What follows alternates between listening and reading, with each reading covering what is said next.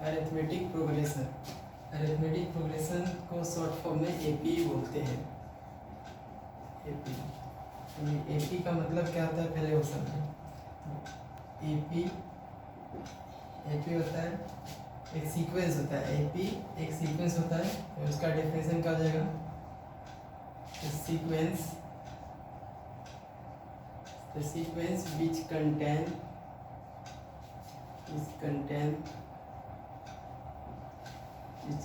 constant common difference, constant common difference।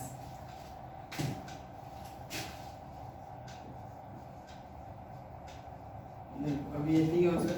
AP the sequence which contain constant common difference. AP का मतलब होता है एक सीक्वेंस, उस सीक्वेंस में मतलब क्या कंटेन रहेगा, क्या शामिल रहेगा? Common difference. और कॉमन डिफरेंस का मतलब क्या होता है वो पहले समझ लो।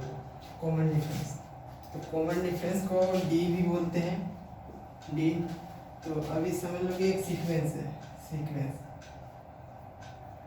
सीक्वेंस ले लिया 2 5 6 7 9 10। अभी एक सीक्वेंस दिया हुआ है।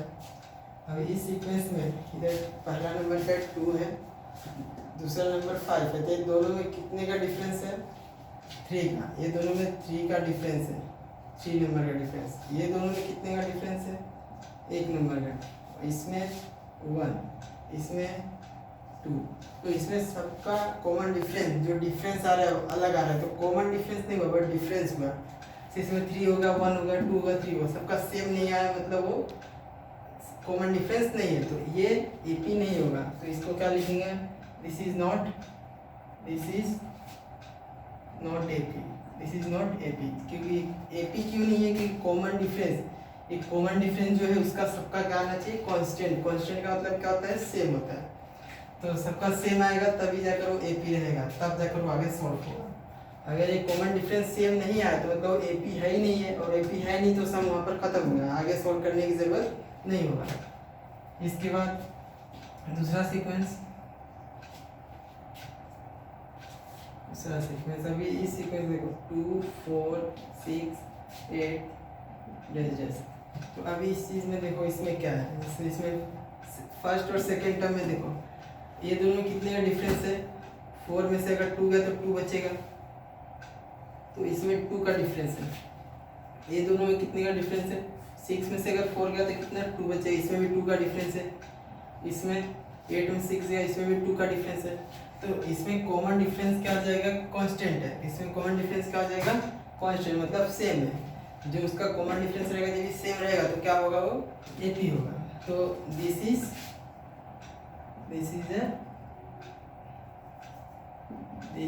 एपी। तो ये सम आगे सोल्व करना पड़ेगा। अगर एपी नहीं है तो वो सॉल्व नहीं करने की जरूरत है, लेकिन अगर ये एपी है तो सॉल्व करना पड़ेगा।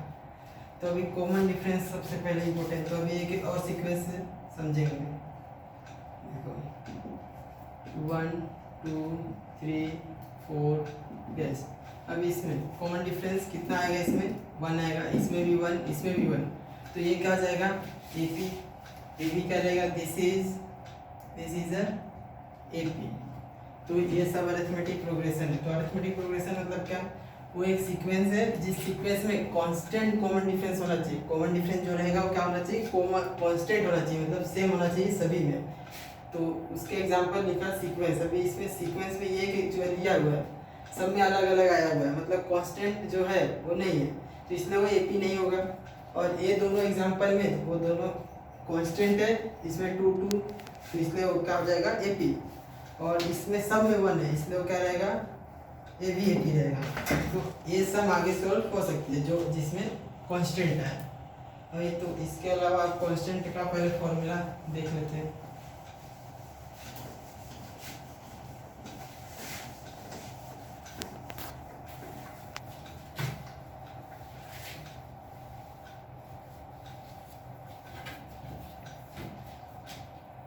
फॉर एग्जांपल एक सीक्वेंस और लेता हूँ, सीक्वेंस 5 10 15 20 100। तो ये सीक्वेंस दिया हुआ है। तो इसमें ये जो पहला टर्म होता है फर्स्ट टर्म, तो ईयर T1 जो फर्स्ट टर्म रहेगा उसी को बोलेंगे ए, उसी का दूसरा नाम क्या है ए, और उसका वैल्यू क्या होगा यहाँ पर 5। दूसरा वैल्यू क्या हो जाएगा, सेकेंड टर्म को बोलेंगे T2, सेकेंड वाले को T2, थर्ड वाले को T3, जो पहले लिखा रहेगा उसको क्या, उसको ए भी बोलते हैं, उसका वैल्यू क्या है 5। जो दूसरे पोजीशन पे रहेगा उसको T2 बोलेंगे, तो तीसरे को T3 बोलेंगे, चौथे को T4 बोलेंगे। ऐसा करते करते T4 हो गया कितना 20, और जो लास्ट में रहेगा उसको क्या T1 2 3, अभी इसमें पता ही नहीं 1 है कि 2 है कि 3 है, नहीं पता, तो नहीं मालूम तो Tn ले लो। Tn का वैल्यू लास्ट वाला क्या हो जाएगा Tn, देखो ये T1 था, ये T2 था, T2 था, T3, ऐसा लास्ट में जाते जाते Tn हो गया। n का वैल्यू नहीं मालूम कौन सा पोजीशन है, इसलिए Tn है, ये हो गया। अभी इसमें सब कुछ मिला, लेकिन जो D का वैल्यू कॉमन डिफरेंस की बात करा था पहले, वो तो अभी इसमें मिला ही नहीं है। तो कॉमन डिफरेंस सबसे मोस्ट इम्पोर्टेंट, तभी तो पता चलेगा कि ये AP है। तो अभी कॉमन डिफरेंस का फॉर्मूला, कॉमन डिफरेंस वो फॉर्मूले से फाइंड होता है। कॉमन डिफरेंस इसको क्या बोलते हैं, D, कॉमन डिफरेंस D। अभी कॉमन डिफरेंस, तो कॉमन डिफरेंस का फॉर्मूला होता है T2 माइनस T1, जैसे यहाँ T2 है तो उससे एक कम T1, ये फॉर्मूला। और एक फॉर्मूला बन सकता है T3 माइनस T2, और फॉर्मूला T4 माइनस T3, ये सब फॉर्मूला है कॉमन डिफरेंस का। अगर इसमें सबका वैल्यू सेम आया तब जाकर वो AP होगा।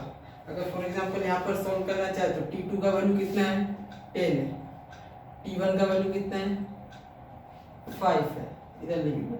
अभी ये माइनस हो गया, कितना जाएगा 5। ऐसा इधर भी सॉल्व करो, T3 का वैल्यू कितना है 15, T2 का वैल्यू 10, कितना हो जाएगा ये भी 5। ऐसा सेम कंडीशन 20 माइनस 15 5, वो सबका सेम आया तब तो ये क्या रहेगा AP रहेगा। ये क्या है AP है। तो इससे ये समझ में आ गया कि AP क्या होता है।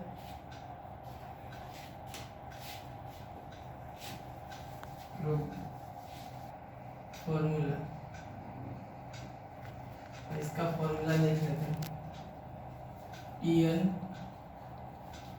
Is equal to A plus n minus 1 into D, ये हो गया Tn का फॉर्मूला। Tn मतलब क्या था, Tn जैसे अगर इधर पे लिखा 5 10 15, लास्ट में अगर जो वैल्यू लिखा उसी को बोलेंगे Tn, उसी क्या बोलेंगे Tn, उसी को लास्ट टर्म बोलते हैं, Tn भी बोलते हैं। इसका क्या नाम होगा Tn होगा, और दूसरा नाम क्या होगा लास्ट टर्म। लास्ट टर्म पहले वाले को फर्स्ट टर्म इसीलिए T1 लिखते हैं, दूसरे वाले के सेकेंड टर्म इसीलिए T2 लिखते हैं। ऐसा करते हुए लास्ट में जो जाएगा तो लास्ट टर्म होगा, first term second term third term तो लास्ट टर्म, और उसी को Tn बोलते हैं।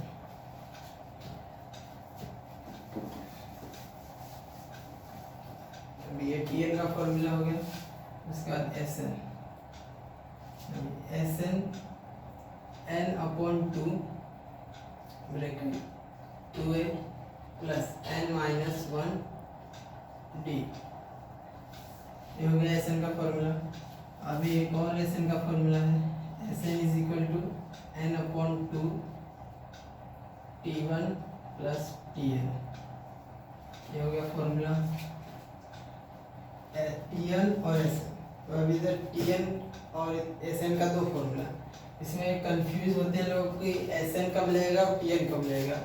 तो अभी देखो, अगर समझो कि इधर 5 10 15 ऐसा 100 तक दिया हुआ है, तो अगर क्वेश्चन में पूछा कि थर्ड नंबर पे थर्ड टर्म कौन सा है, थर्ड टर्म, तो Tn का formula.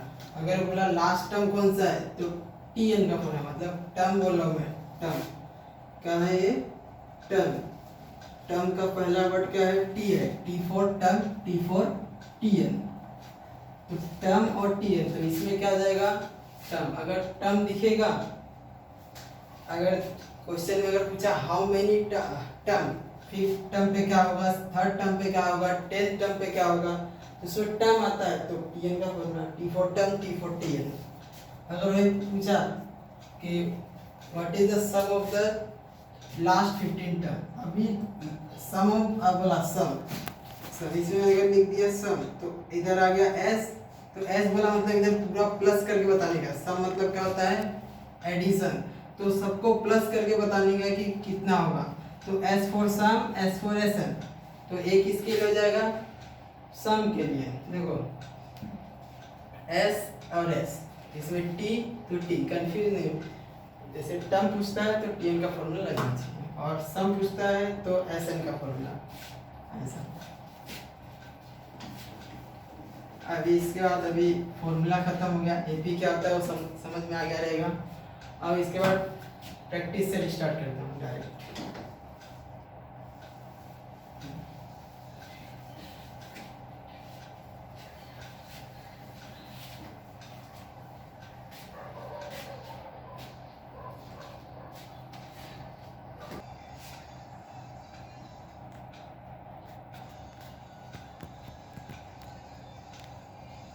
Practice set 3.1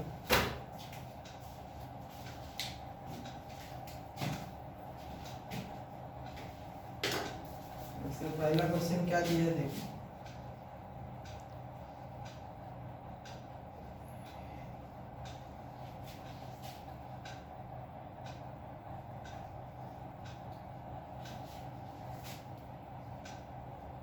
which of the sequence are AP,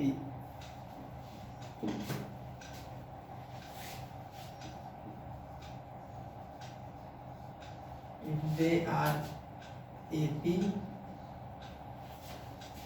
find the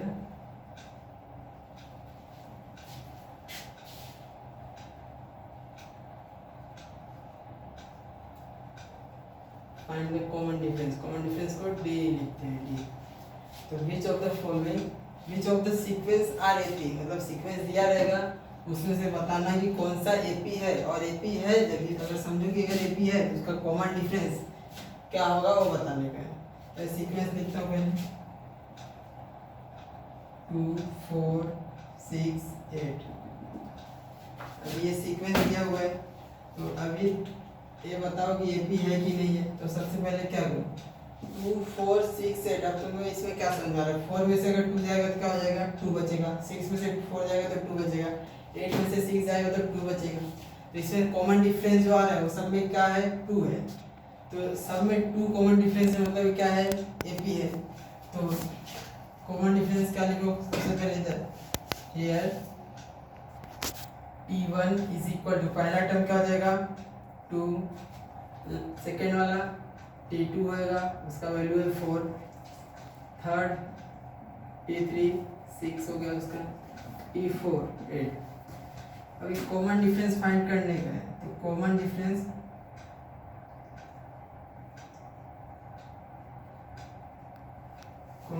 क्या होगा T2 माइनस T1, ये फॉर्मूला होता है। तो T2 में से T2 कितना 4, इसमें से 2 गया तो कितना बचा 2, अगर दूसरा फॉर्मूला T3 माइनस T2 तो कितना हो जाएगा 6 माइनस 4, इधर क्या हो गया 2, अब इधर T4 माइनस T3 8 माइनस 6 कितना हो गया 2, कॉमन डिफरेंस 2 है, इसके लिए क्या आ जाएगा देयरफॉर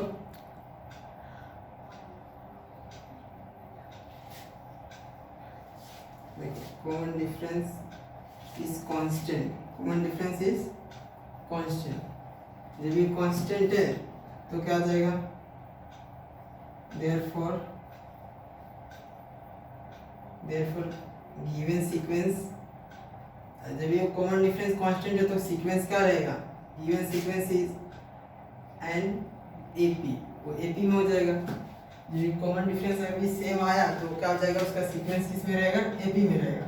एक बार पहला question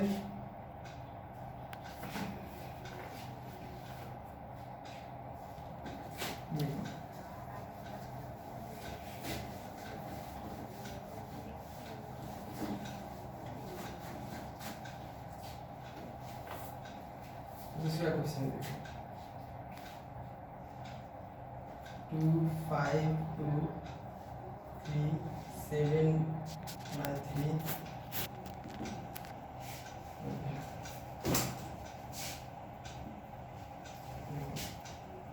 here t1 is equal to 2 हो गया। t1 का वैल्यू t1 t2 t2 का वैल्यू क्या होगा 5/2 t3 का वैल्यू t3 है t4 7/3। अभी देखो कॉमन डिफरेंस फाइंड करने का है तो कॉमन डिफरेंस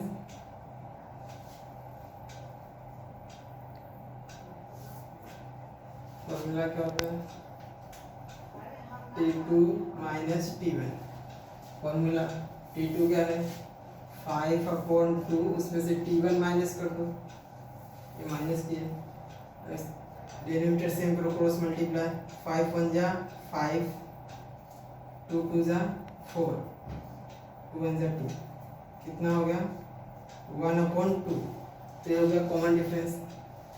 अभी दूसरा t3 माइनस t2 t3 का वैल्यू क्या है t3 का वैल्यू 3 है माइनस t2 5/2 ये हो गया t2 क्रॉस मल्टीप्लाई 2 3 जा 6 हो गया 5 1 जा 5/2 क्या होगा 1/2 इसका भी 2 आ गया 1/2।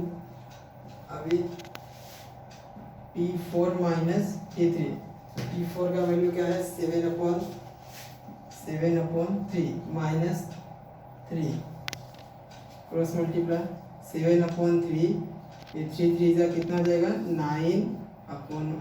9 हो गया और इधर 1 था तो 3 1 जा 3 कितना हो जाएगा -2/3। अब इसमें देखो ये 1/2 है ये 1/2 है लेकिन ये क्या है -2/3 तो इसमें तीनों का सेम तो नहीं आया। जब ये सेम नहीं आया तो common difference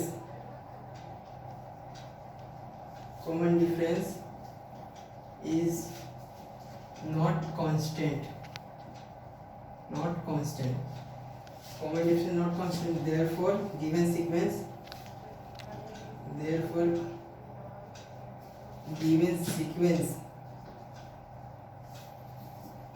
is not an AP जब इसका कांस्टेंट नहीं है common difference is not constant therefore common difference given sequence is not AP। ये हो गया